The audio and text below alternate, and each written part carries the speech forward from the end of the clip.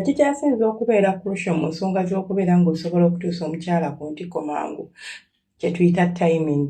Ddiiro olina okubeera ng'otambula like nga oyingiza omukyala nga bw'ogufulumya ku speed, ddiiro olina okuzinemana ku speed, ddiiro olina okugizina empolampola, ddiiro olina okuzinisa ekito kyokka, ddiiro olina okuzinisa omukira omulamba. Most important, oba ekisinga obukulu, ddiiro oyingiza omukira gwo mu mmana y'omukyala. Ekyo ekibuuzo oba ekyo ekintu singa obeera ofunye ansa yakyo oba singa otegedde engeri y'okikolamu, omukyala ogenda kuba omaze okubeera nga tagenda kuddamu kukala ng'omuzina, ate n'ekirala omukyala tagenda kukumenya kutuusa ku ntikko. Ekisinga okumenya abasajja kwe kubeera nti okuyingira mu mukazi nga tanneetegeka n'omuyingira siri bulungi, eddoboozi liyinza okuba terigenda vaayo bulungi, but tutambulire awo kasita nsobodde okuba nga nsobola okurekoodinga. So asita otegeera akadde akatuufu w'oyingirira omukyala nga njogera nti ng'omubiri gwe guli ready okukurisiivinga. Nabagamba nti ekitundu ky'abakyala oba gye tuyita nabunnya oba emmana wateebwa kyonna ky'ogiyise, kye kitundu ekikyasinze okubeera nga kisobola okucommunicating oba kiri emotional. I think kiri emotional nti bw'okyaprochinga ng'okyaprochinga vigorously oba okyaprochinga n'amaanyi kirinza obutakuwa ky'oyagala. Olina kyaprochinga with with gentleness and with love. But bw'ojja ng'olina amaanyi n'ekibuli, emmana yeesiba, ebinyo bigaana okucontractinga, egaana okuexpandinga, ate egaana okuwanvuwa, egaana okucontractinga at any point. Esobola okusigala weesigadde kubanga ogiyingidde n'amaanyi. Naye bw'ogiyingira with tenderness, bw'ogiyingira n'obwagazi, ate ng'ogiyingiridde mu kaseera akatuufu, emmana egenda kuwelkaminga, egenda kugayidinga, ate egenda kuyambako okubeera ng'okola ky'olina okukola nga ggwe omuntu, okubeera ng'osanyusa nannyiniyo. Akabonero akasooka k'osobola okulabirako nti omukyala kati ali ready oba kati yeetegese okubeera nga receiving omukira ye communication. Omukyala alinza okubuulira n'agamba omukyala alinza okubuulira n'akugamba nti ndi ready oba okitegeera, ndi ready oba njagala kunyingira oba nyingiza omukira oba mpimpina. Asobola okigamba, asobola okitagamba, it depends. But usually communication bwe mwogerako nti waliwo omuntu acommunicatinga naawe not verbally nga tayogedde but ng'olaba nti ebikolwa bye alaga nti akugaidinga, this is what I want you to do. Naye waliwo abakazi, lwaki ke kabonero kensoosezza, waliwo abakyala ng'asobola okupapya oba asobola okugamba yingira just because akooye by'oli omukola. Olimu weeweeta ebitanyuma, alabanga gwammalira obudde, awulye talina bugumiikiriza, tali kunyumirwa ky'okola. So ayagala just to get over with it. Ekyo nakyo olina okukinotisinga ng'ogoberera obubonero obuddako n'otegeera nti either ampakusa bupakuse kuggusa nsonga oba si kyo ddala kituufu yeetaaga muyingire. Omukyala asobola okwegayirira okumuyingira. Vako bino yingiza omukyala. Asobola okwegayirira. In fact n'akwata n'omukira n'agugayidinga n'aguyingiza. Abakazi si ddole, si kintu kiri awo tekirina bulamu oba nti lekemmana nti kituli kiri awo ng'oyingiza nga buyingiza.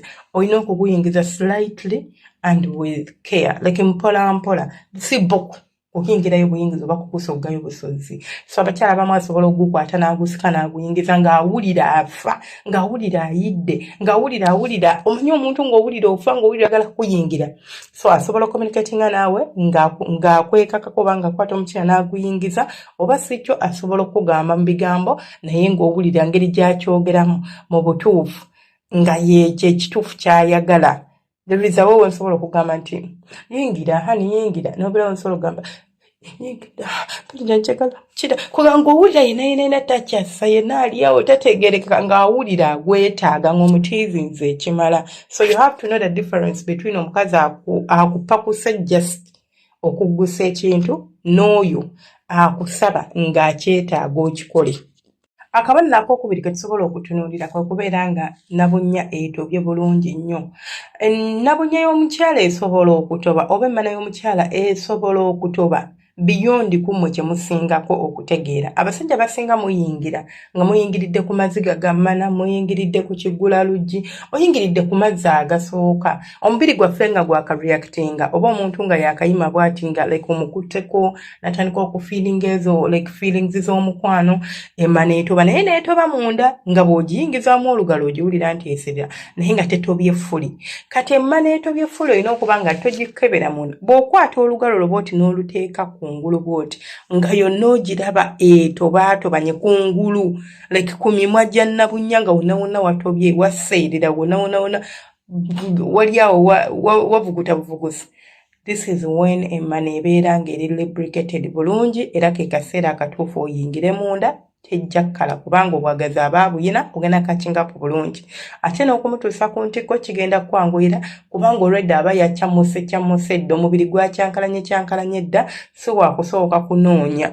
Naye buli bw'oyingira amangu nga tannaba ebiseera ebisinga instead of emmana okwongera okuproducinga amazzi amalala ate ekala bukazi omukyala n'alema okuleeta amazzi nga si nti mukalu, soogera ku bakalu nti mukalu, nga si nti mukalu naye because omuyingidde tali prepared. Kati obwongo bwe ne bulobooza ndowooza gugamala ekyo tukite ne budisconnecting nga process ne failing nga bw'erina okutambula n'abeera ng'agenda kubeera ng'akala instead of okweyongera okuzaala amazzi n'okubeera ng'anyumirwa. Omukazi kasitaakoma okuwulira obwagazi oba okunyumirwa ng'ali mu kikolwa ky'omukwano amazzi gye gakoma okubeera nga gakolebwa mu mubiri ge ageyo wansi agabayambako ku nsonga z'okwegatta. Akabonero akookusatu ke tugenda okutunuulira enzisa y'omukyala. Omukyala bw'aba ayimye bulungi ng'oli muweeweeta oba omunoonyeko omugudde ku bakuli whatever kyonna kyonna ky'oli omukola naye nga tunamuyingiza mukira enzisa ye atandika okussa like ayina engeri gy'assaamu nga like enzisa yange si nnungi cause era sinza ali okussa bulungi at this moment, yeah. So I don't think nja kugiwa bulungi kiri. So ayina engeri gy'assaamu ng'olaba nti enzisa gy'assaamu ddala ya muntu ng'ayimye, ya muntu nga yeetaaga. Ako ke kaseera akatuufu k'obeera olina okubeera ng'oyingira mu mmana y'omukyala. Naye kizibu nnyo omukazi okubeera ng'ayimye oba nga like awulira cause okuyima it means omubiri gwo gwonna guli tensed up. Like ebitundu ebyekyama bitandika omutima gutandika okuba kumukumu nekibeera kya affecting enzisa yo. Teri mukazi asobola kubeera ng'ayimye n'abeerawo ng'ali kusanga bwendi okusa right now in a normal way like toyina nakyowulira ng'ali awo just kitegeeza bata feeling nga kyokola oba tayimye. So enzisa yeekyuka.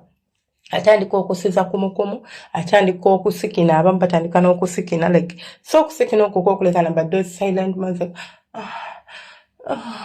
ng'alina engeri gy'asikinamu ey'enjawulo. So ekyo kiyinza okulaga nti omukyala ke kaseera obeere ng'okola ki ng'oyingira.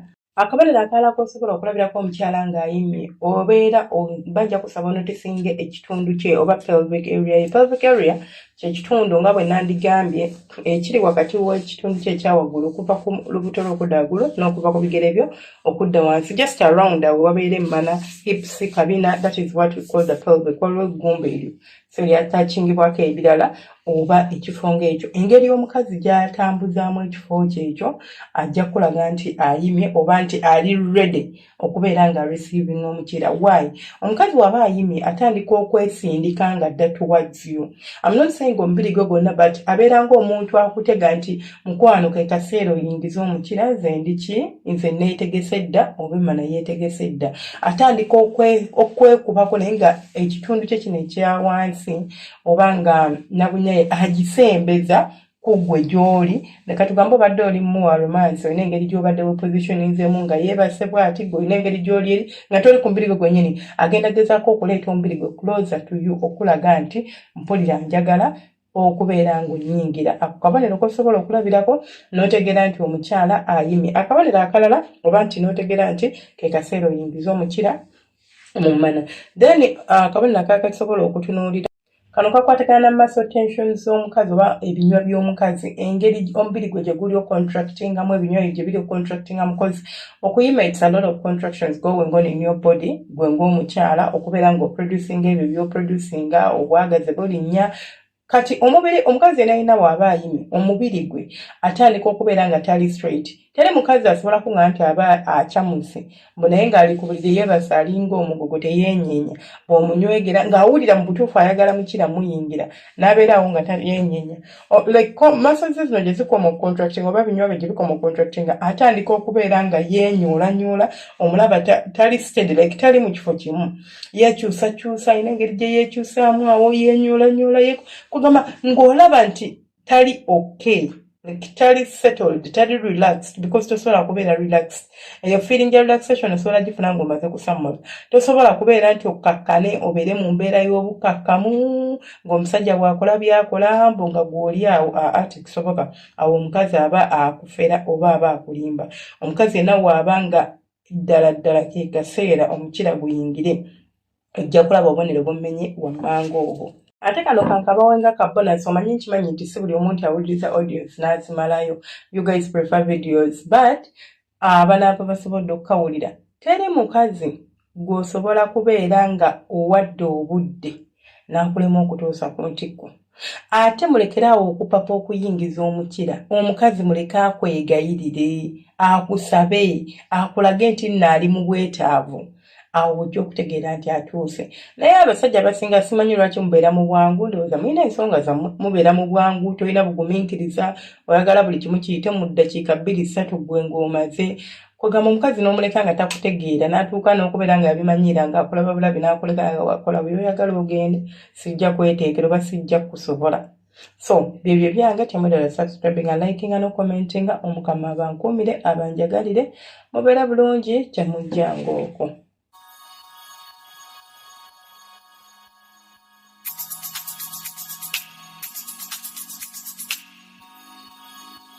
Yeah.